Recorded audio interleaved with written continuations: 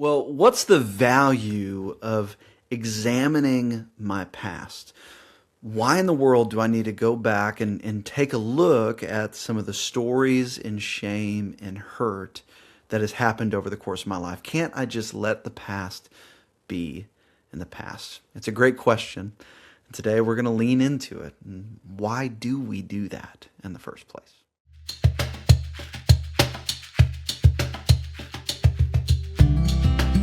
Recovery can be hard, but it's worth it.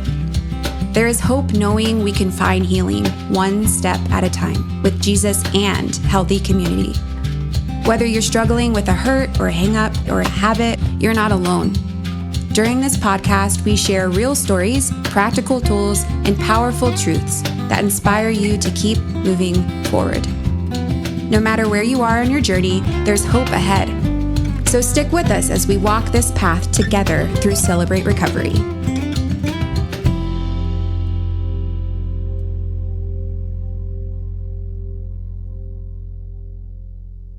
Well, hey, Forever family, I am a grateful believer in Jesus Christ. I struggle with anxiety and depression, sexual addiction, and grief. My name's Andy, and welcome back to Hope in Recovery, a Fellowship Celebrate Recovery podcast where we talk life change stories and have recovery conversations to keep us encouraged and moving forward down our road to recovery towards deeper healing and hope as we walk with our higher power, Jesus Christ. And super excited for just kind of our conversation today around a really important topic of why in the world do we look at and examine the things in our past, especially as we think through how here on the local level at Fellowship Rogers and Fellowship Fayetteville, we're getting into Principle 4 as we talk through our lessons on Friday nights. And so before we get to that, though, I just want to say, hey, if you continue to get something out of this, please drop a review, a like or a follow or subscribe on whatever platform you're following us on, whether you're watching us on YouTube, listening to us on Spotify. We're super grateful for you. And if you have any ideas for these podcast conversations, please drop us a line at that email is, what is it? It is cr@fellowshipnwa.org. That's the email. Drop us a line at cr@fellowshipnwa.org. We'd love to hear from you. Had to think about that email for a moment there. But super excited for this conversation. Like I introduced myself before, my name's Andy. I've got the great privilege of being able to be on staff with our Celebrate Recovery team here at Fellowship Bible Church, and I get the privilege of being able to help lead the team at our Fayetteville campus, and grateful for what God is doing in every part of this ministry. You know, thinking about our conversation today, and I've heard this recently, thinking about it in my step study that I'm leading right now, but also as we're kind of prepping through some of the lessons on Friday nights that are coming up, going into Principle 4 and just kind of how scary that principle seems just kind of initially on its face. Principle 4, if you're unaware, it says this: openly examine and confess my faults to myself, to God, and to someone I trust. Jesus promises us in Matthew that blessed are the pure in heart, that when we have our full selves known, when we can live with integrity of heart, we're blessed in that place. And I'll be honest, the first time that I took a look at Principle 4 and Step 4 that goes with it that says we made a searching and fearless moral inventory of ourselves, honestly, it scared the fire out of me. Walking into recovery, I had a lot of things in my life that I didn't want people to know. There was a lot of secrets that I swore that I was going to take to the grave, that I'm not going to bring people into that. I'm going to kind of let a sleeping dog lie, and nobody needs to know that. And so getting into my step study, getting into Principle 4, and realizing like, oh my gosh, I'm going to have to go back and look at some of these things that I've honestly just tried to hide and keep in the dark. And why in the world would I want to go back and look at those? Isn't it just going to cause more pain? Aren't we called as believers just to press on and forget what's behind us? why in the world am I going to do that? And, it's a really, really good question. And, I think it's important to recognize this reality that I can't release what I'm not willing to reveal. I can't release what I won't reveal. Another way to say it might be this, that I'm not going to surrender what I'm not willing to name. I heard Rodney say that a couple weeks ago, and it's really stuck with me, and I think it's a really important thing to hold in front of us. Because there's two options when we get to this point of the process in Principle 4, is we can either choose to keep things hidden and go, you know what, maybe I'll be honest about some of the struggles that I'm having right now, but I'm not going to get into the backstory. I'm not going to get into the lore of my life and bring that out. Like, no, why would I do that? So we can either make that choice, or we can go, okay, I'm going to seek to understand the good reasons why I've found myself in this place. And it's important to recognize those two things, because if I choose to not go to those places, what's the reality, or what's the cost of doing that? Because nobody's forcing me to be honest about the things that are going on in my life. And in reality, nobody was forcing me to be honest when I walked through the doors of Celebrate Recovery the first time. But keeping some of those things hidden actually does have a cost to it. You see, when we think about our past, there's a lot of things that are in there. Even just looking back at the language of Principle 4, openly examine and confess my faults to myself, to God, and to someone I trust. We made a searching and fearless moral inventory of ourselves, going back and inventorying the things that have gone on in our life. There's a lot that is made up in those. It's us examining our past relationships. Who are the people that we've hurt? Who are the people that have hurt us? It's looking back at formational stories. What were some main wounds in my life that has happened? Looking back at events and things that maybe we haven't grieved. Have there been significant losses and disappointments? Even just looking back, are there things in our past that I'm feeling shame about, and I don't really want to lean into because they're kind of painful? And then there's also things like, man, what was the dynamic like in our family of origin? What did it look like for us growing up? What has happened in my life that has shaped me to where I'm at now? And when we get into the spiritual inventory lessons, we've got kind of 8 sections that we think through, like our mind, our attitude, our body, our church. What does our spiritual story look like? Also our relationships and our integrity. We also look at the priorities that we have in life. And looking at those areas, it can feel really intimidating. Why would I lean in to those things? But there's a unique reality of our lives that if the things that I won't name and look at, they go unresolved in my heart and life. And I think about in my life, like some of the relational wreckage. I was not good at having relationships in college. And there were things that I did in ways that I conducted myself in relationships that, I think back and I grieve. I'm like, man, that was a dumb decision. That was a bad way to treat that person. Gosh, why did I approach it like that? And when I was unwilling to acknowledge those things and look at them, rather than the lie I told myself is that if I don't talk about it, it's not going to impact me. But especially the more severe the secret was, the more energy I was using in my day-to-day life, whether I realized it or not, to try and portray an image of myself that was opposite of how I viewed myself in my shame. And so the shame that I don't acknowledge is the shame that shapes me today. I'm not going to surrender something that I'm not going to name. And there's a tendency, I know in my life, to think of, well, if I acknowledge it, then I'm really going to be screwed up. As if me admitting that this thing is really that bad means that I am more broken now than when I admitted it. But the reality is that when I look at those broken places of my life, and even if they hurt when I look at them, I'm not looking at new hurt.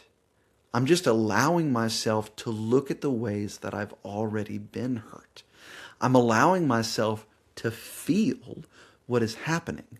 I'm not more broken than I was. I'm just coming more alive to the pain that I've denied. And that can seem like a sad thing. It's like, well, okay, you saying that, Andy, like, why would I want to lean into that space? That sounds awful. I don't want to hurt anymore. Nobody likes pain. But the reality is that could it be the case that pain is actually a gift? Could it be the case that pain is actually a good thing? It's God's way of signaling to me that I'm alive. Pain reveals the places that God wants to heal. That's all it is. It is our body becoming aware of places that we need Jesus' healing. And God really is faithful to step into those places of pain in our life. In Psalms, it tells us that God is near to the brokenhearted, that he saves those that are crushed in spirit. In Isaiah, it tells us that, a bruised reed he won't break, that a smoldering wick he's not going to snuff out. God is gentle with us in our pain. And he will walk with us in our pain, but we have a choice to acknowledge it or not. God will never waste a hurt, but we can choose to delay God using it. And that's a hard thing. There's a cost that I carry if I don't want to lean in to the wreckage of my past and the good reasons why I'm here. Because shame that has been unresolved and pain that has been unresolved, it's not just that it stays alive. It also leaks out in my life today. The shame that I don't deal with from my past is the shame that starts to control my present. And we're going to go to a break, but when we come back, I want to talk about some of the ways that can kind of leak out in our life. We'll see you in a second. Hey friends! A lot of people find the process of starting recovery scary because they aren't sure how to begin or what to expect. The easiest way to get started is simply to get started. Just take that next right step and go to a CR meeting. Every Friday night, we have our Celebrate Recovery meetings at Fellowship Fayetteville and Fellowship Rogers. At 6 p.m., we have a great meal for connection with other recovery brothers and sisters. Then we meet for large group at 7 p.m., followed by open share groups at 8. Same schedule on both campuses, different teachers, different worship teams, but the same great experience. We'd love for you to join us this Friday night. It's never too late to start or start over again. For more information, go to fellowshipcr.org. And we're back talking about the importance of going back and looking at the wreckage of our past. Why in the world do I evaluate and look at the hurt and pain of my past, especially as we lean into principle 4 and step 4? We talked just before the break that we wanted to lean into some of the ways that when I don't deal with the pain or shame from my past, it leaks out into my present. And as I thought about that, and I've seen this happen in all of these ways in my life over the years, is that the pain that I don't deal with, it stays stuck in my heart. It stays stuck in a way in my nervous system, and it starts to leak out. It leaks out in the way that I relate to others. It leaks out in the way that I relate to God, and it leaks out in the way that I relate to myself. And so I've seen it impact the way that I've related to others in my attitude towards others. That maybe there is a sense because of my shame or pain that maybe I'm believing something about myself. And so I either try to tear down somebody else to make myself feel better, or I begin to resent somebody else because maybe I feel like they're better than me. Not that they have different giftings than me, but maybe they're just better than me and God loves them. And so it's a reason to resent them.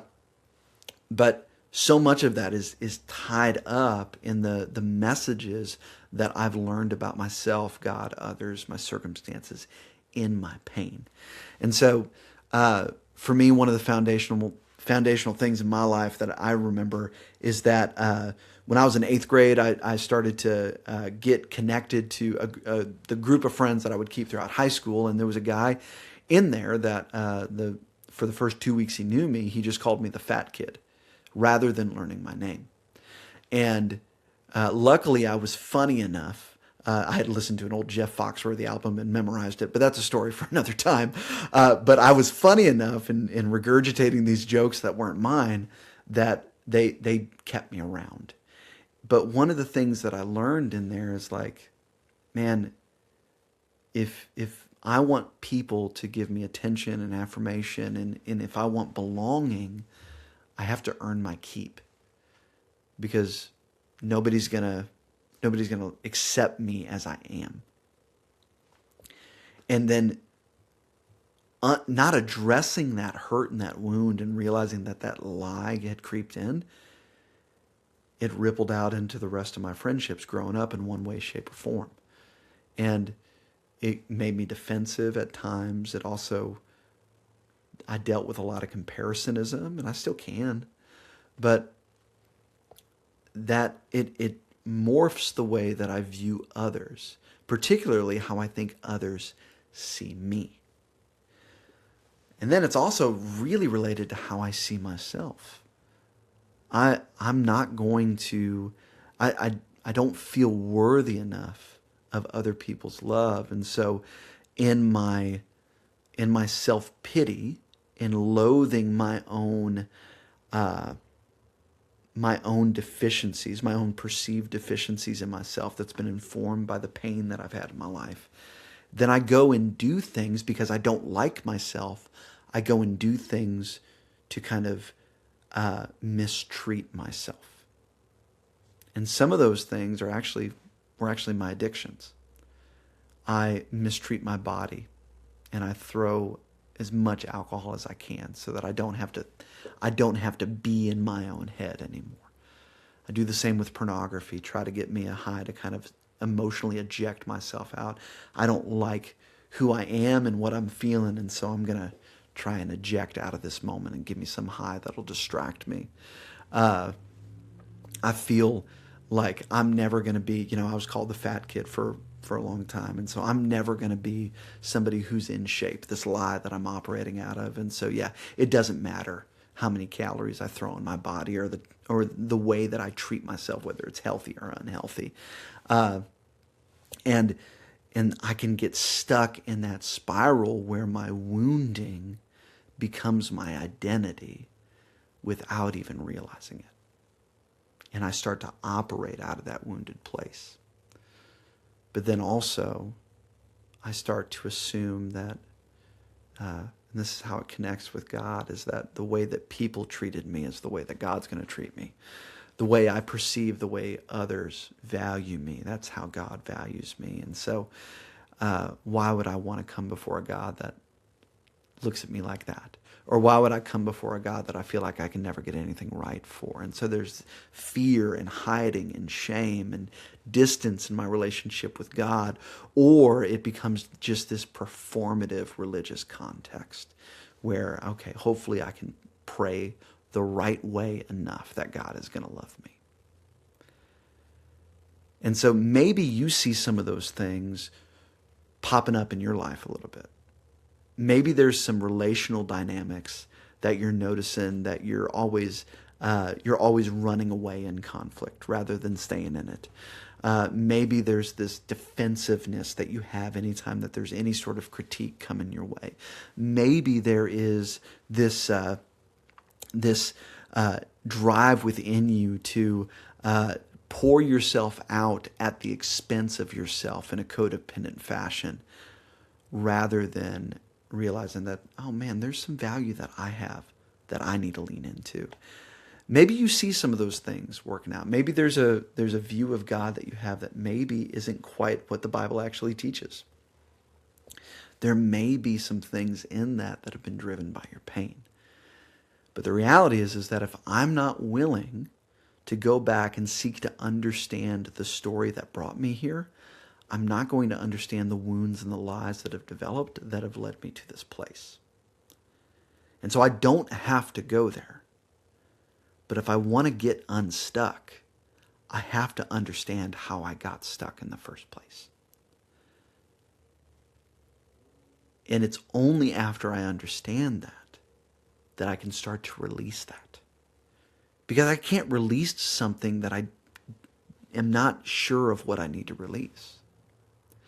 And so principle 4 is so important, because we have to understand the good reasons why we've been brought here. Because if we don't, we are going to keep staying stuck in the cycle that we're in. But also, and this is something I've heard this over the years, and I think it's so true. If we don't examine it, we will transmit what we don't transform. We will transmit what we don't transform. You see, it doesn't matter what dysfunction I'm carrying and whether or not I think it is just personal and private and nobody knows. My own deep woundings and my ways of dealing with life, I will pass those on to the people around me. You know, there's a reason why so many adult children of alcoholics choose to become alcoholics themselves. There's a reason why those that grow up in dysfunctional homes have to deal with dysfunctional patterns when they develop their own families. There are these things that we've learned, and they go unexamined, and they just become rote nature to us.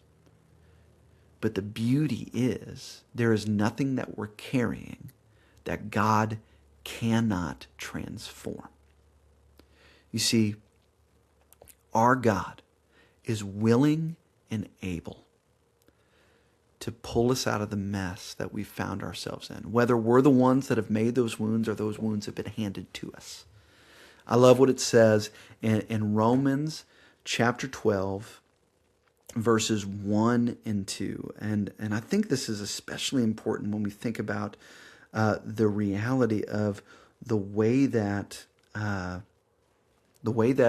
in our pain and woundedness and in our stories, it forces us into the lies that the world around us kind of forms us into. This is Romans 12, 1 and 2. It says, "Therefore, I urge you, brothers and sisters, in view of God's mercy, to offer your bodies as a living sacrifice, holy and pleasing to God. This is your true and proper worship." And so there's the surrender aspect of it. Offer your bodies as a worshipful sacrifice to God. And then it goes on to say this: "Do not conform to the pattern of this world, but be transformed by the renewing of your mind. Then you will be able to test and approve what God's will is, his good, pleasing, and perfect will." You see, there are some translations of that where it says, don't let the world push you into its mold. And I think there's a way that the pain, the trauma, the disappointments, the losses can feel like it's trying to form us into this mold of these lies that are forming and shaping us. And the Bible tells us that we don't have to live that way, but rather we can be transformed by the renewing of our mind. That God can actually take these things that we've held on to for so long, and he can heal, redeem, and rework them so that we can lean in to God's will for our life. God's design for how we're to live and operate and go throughout this world, we don't have to continue to be who we've been. We can let God remake our minds. You know, our wounds shape so much of the lies that we believe. Our stories help to shape where we're at now. It doesn't excuse any of the actions that we've done, but it helps us make sense of it.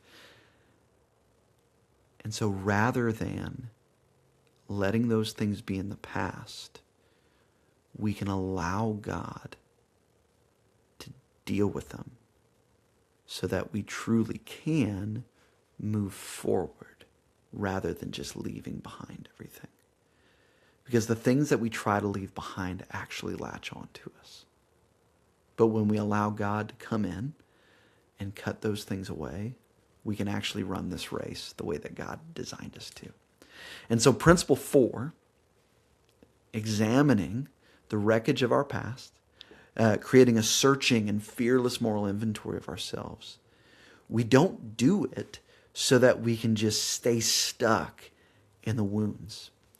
We do it so that we can bring the wounds to God, process how they got us here, and allow God to use it to move us forward.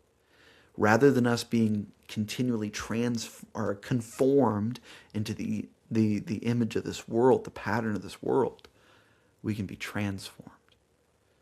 And that's really the goal of recovery. It's transformation. It's healing. It's restoration. It's allowing God into the broken places of our heart and lives so that he can bring healing.